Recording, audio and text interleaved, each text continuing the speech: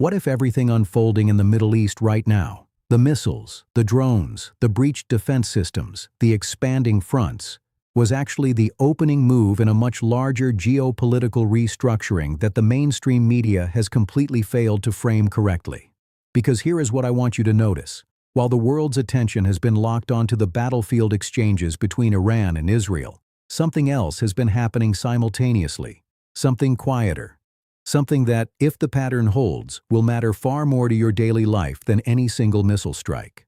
Reports are circulating in senior geopolitical circles that both Russia and China have entered a period of what analysts are carefully calling strategic recalibration in their relationships with Washington. That phrase sounds bureaucratic. It is not. Strategic recalibration is the diplomatic language for, we are rethinking everything. We are looking at our position, our exposure, and our options, and we do not like what we see. Analysts are warning that the Iran conflict has functioned as a stress test, not just for Middle East stability, but for the entire architecture of global power relationships that has been quietly holding the post-Cold War world together. And the results of that stress test, according to sources tracking back-channel diplomatic signals, are deeply unsettling to the governments in Moscow and Beijing. Think about what both Russia and China have watched unfold. They have watched a coordinated US-backed military operation launch against a sovereign nation's strategic infrastructure. They have watched international institutions struggle to respond meaningfully.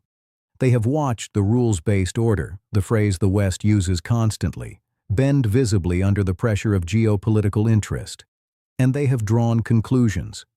The question on everyone's mind in the corridors of real power right now is not whether Russia and China are rethinking their relationship with Washington. The evidence suggests they already are. The question, the one that should genuinely alarm you, is what they intend to do about it, and how fast. Before we go into the details that mainstream coverage is completely missing on this, subscribe right now. Because what comes next in this analysis is the part that connects directly to your economy, your security, and your future. To understand the depth of what is shifting, you need to understand the mood, not the statements, not the press releases, but the actual mood inside the decision-making centers of Moscow and Beijing right now. The mood is not anger. Anger is reactive and short-lived. What sources are describing is something far more deliberate and therefore far more dangerous. The mood is confirmation. As in, what we always believed about American power and American intentions has now been confirmed for the entire world to see.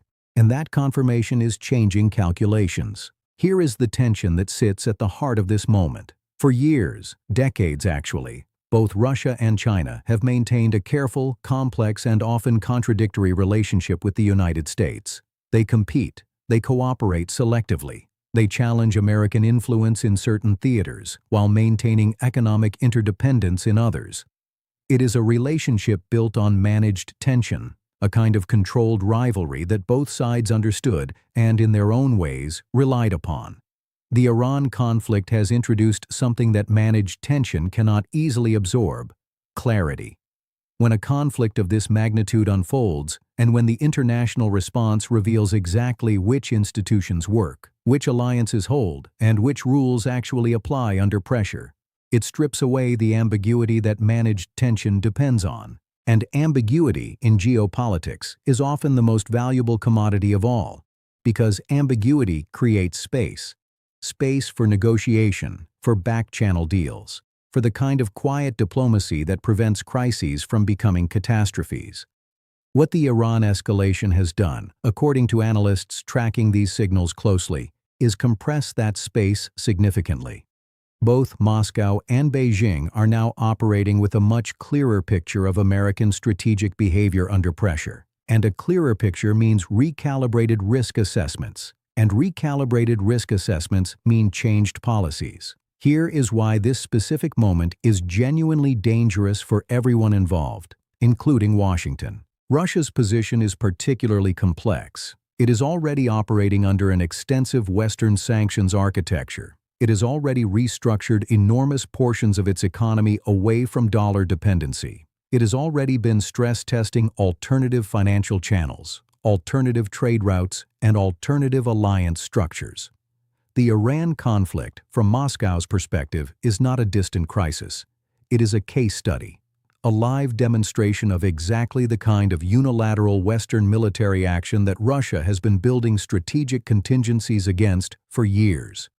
Sources suggest that Russian strategic planners are not watching the Iran conflict with alarm. They are watching it with intense analytical interest, cataloging what worked, what didn't, how international opinion fractured, and most critically, where the pressure points in the Western coalition showed visible stress. China's calculus is different but equally significant. Beijing has spent years attempting to position itself as an alternative pole of global stability, a responsible great power that offers economic partnership without the military interventionism it associates with Washington. The Iran conflict tests that positioning in ways that are deeply uncomfortable for Chinese leadership. Because here is China's dilemma. Its enormous economic relationships with both the United States and the broader Middle East are now sitting in the same conflict theater. The Strait of Hormuz, through which a critical portion of China's energy supply flows, is now a live risk variable. And the American military posture that is currently shaping events in that theater is one that Beijing has no formal influence over, no seat at the table to affect, and no guarantee will protect Chinese interests when they diverge from American ones. That realization, that China's economic lifelines run through a theater controlled by a power whose strategic decisions China cannot shape, is producing exactly the kind of institutional anxiety in Beijing that leads to fundamental policy rethinking. Not tomorrow, not in a press release, but in the quiet, deliberate, long-horizon way that Chinese strategic culture operates. The danger for Washington in all of this is not a single dramatic move from either Moscow or Beijing. The danger is the gradual, coordinated, patient construction of an alternative architecture, financial, military, diplomatic, that reduces their exposure to American power and American decisions over time. And the Iran conflict, analysts are warning, may have just accelerated that construction by years.